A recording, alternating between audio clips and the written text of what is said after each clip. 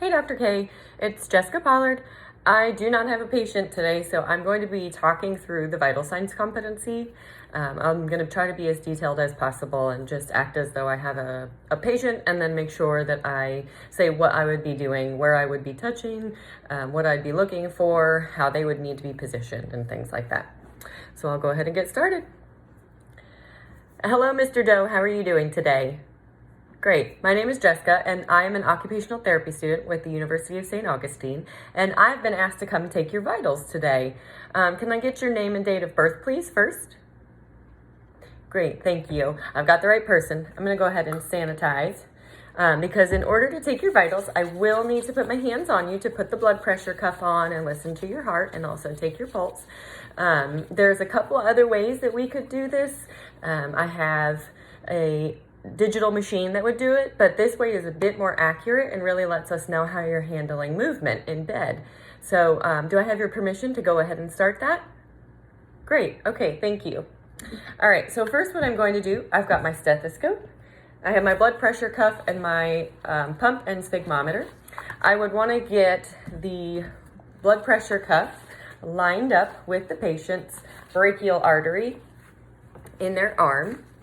And I would line it up with the arrow depending on which arm it was on.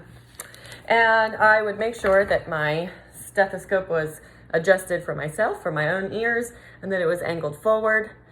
And I would place the stethoscope underneath the cuff, and I would pump the cuff up to the occlusion point, which is, for adults, it's going to be normally between 140 to 160. And that's the point where I no longer hear the blood flow.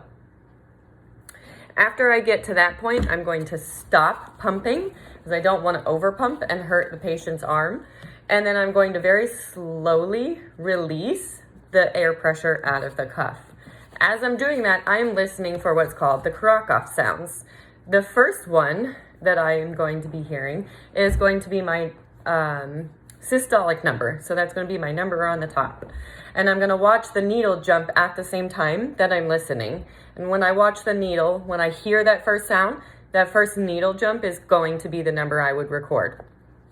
Then I would also listen for the last sound, and then I am going to document that as the diastolic number. So the last crock-off sound, watch the needle jump, that would be my diastolic number. The adult norm for blood pressure is 120 over 80.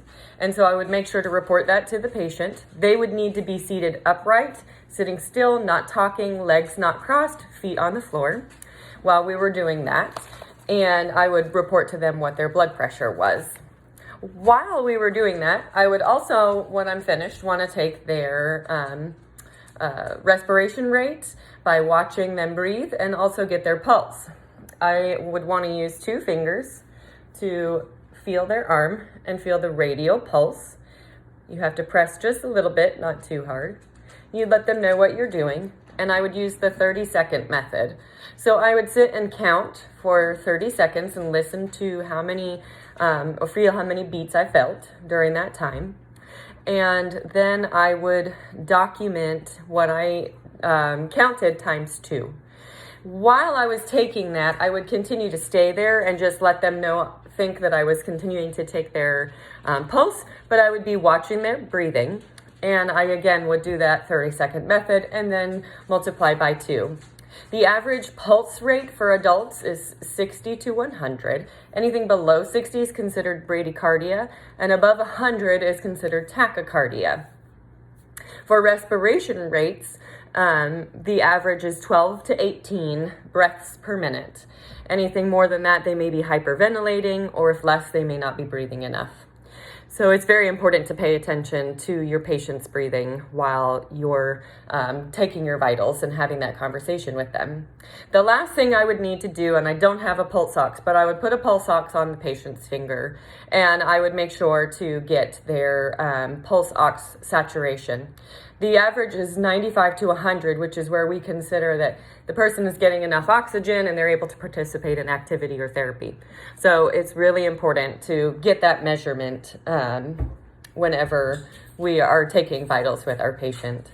So that's it. Thank you so much.